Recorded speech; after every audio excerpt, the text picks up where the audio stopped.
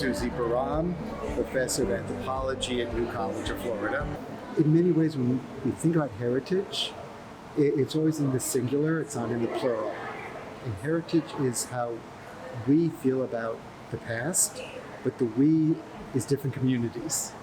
So different communities have different concerns. And Florida has 22 million people with lots and lots of different communities, right? Some are ethnic, some are racial, some are geographic, some are economic, and all of them reach into the past in different ways. As we try to think about, my colleagues, what are the heritage locations that will speak to our concerns, that will animate people, Edmond Key in Tampa Bay comes up. The Seminole Tribe of Florida has made a major commitment to understanding the history and archaeology of that little island.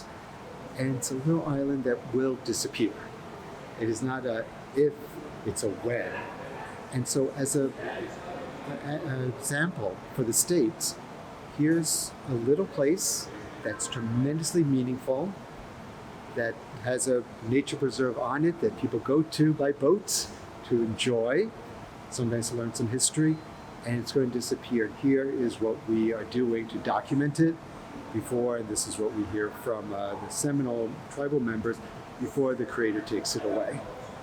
And so I think as we try to imagine the heritage locations, that seems to speak to people, this little island in Tampa Bay at Key.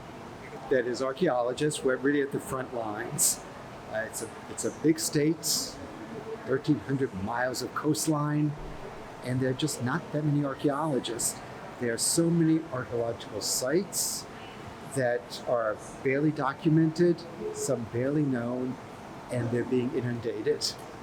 And one of the metaphors that's used is our library's on fire.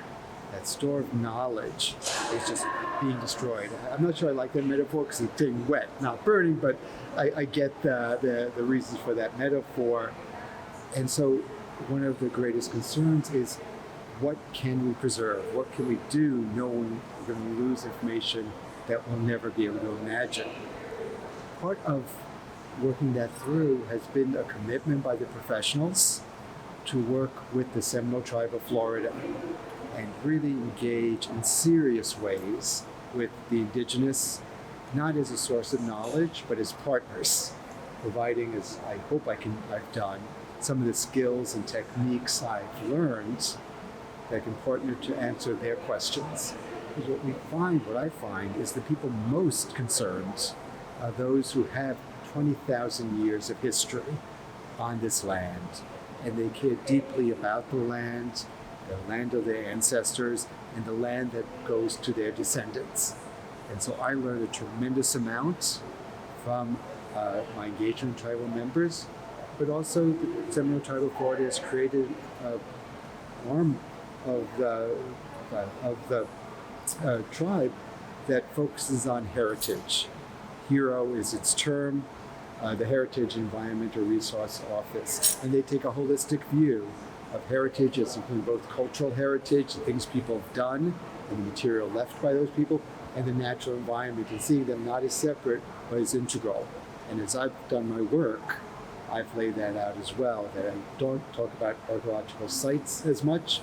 I talk about heritage locations. And those heritage locations are places where people today still find meaning.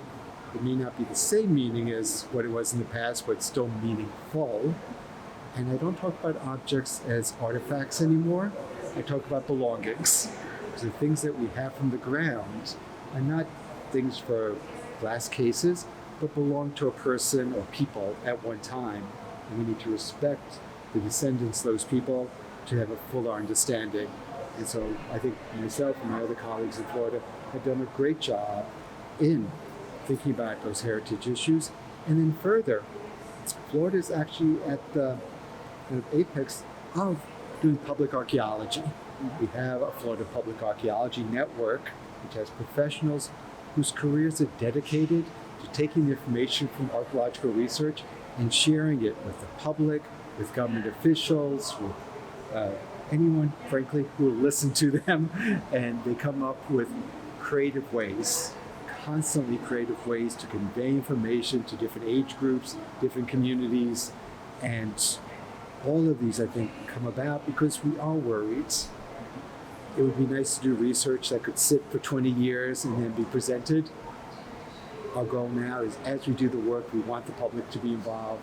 We want more and more stakeholders. And Florida's really at the cutting edge of that new, really post-colonial approach to archaeology. And I think it's becoming very successful.